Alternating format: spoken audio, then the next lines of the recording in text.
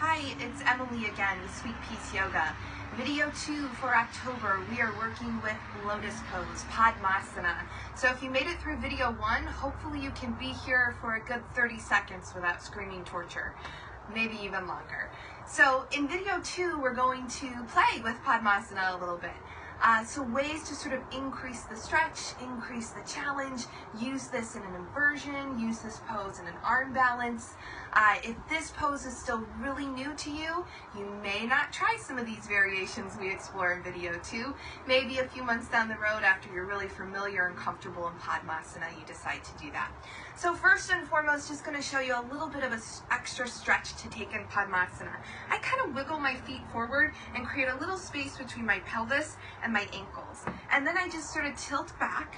I weave my arms through that space of the legs and just sort of bring my forearms forward. If I want to go more inward, so maybe a more calming pose, I'll bow my head and let my fingertips rest on my hairline or right underneath my eyes.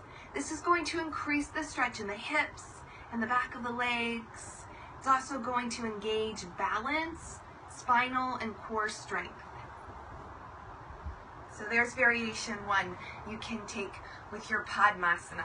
The other fun one I'm going to show is a way to get into an inversion with Padmasana. So if you practice shoulder stand and you're comfortable with shoulder stand, you'll just come into your Padmasana, carefully lay back. I always sort of use my elbows to help me get there.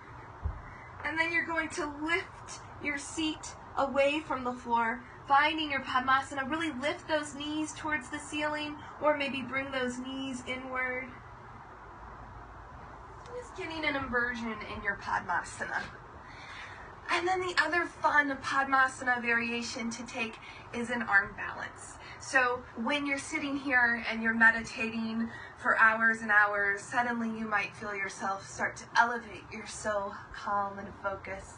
So great way here to build arm strength, challenge balance, keep those fingers spread wide, and really lift your bum. Imagine you're trying to bring all of the energy from the root chakra all the way through the spine, up through the crown of the head. And if that doesn't quite feel accessible, a fun way to work towards that is to find blocks. Bring the blocks to the outside of the hips, hands ground into the blocks.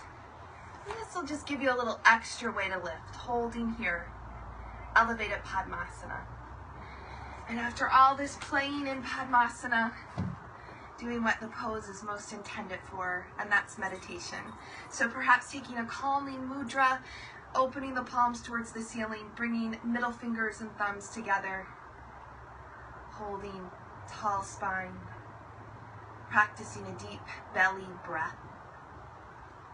And that's it for our October series, learning Padmasana, playing with Padmasana. Hope you enjoy this pose. I hope you explore it, make it your own, and let it help you ground this fall season. I'll see you next time.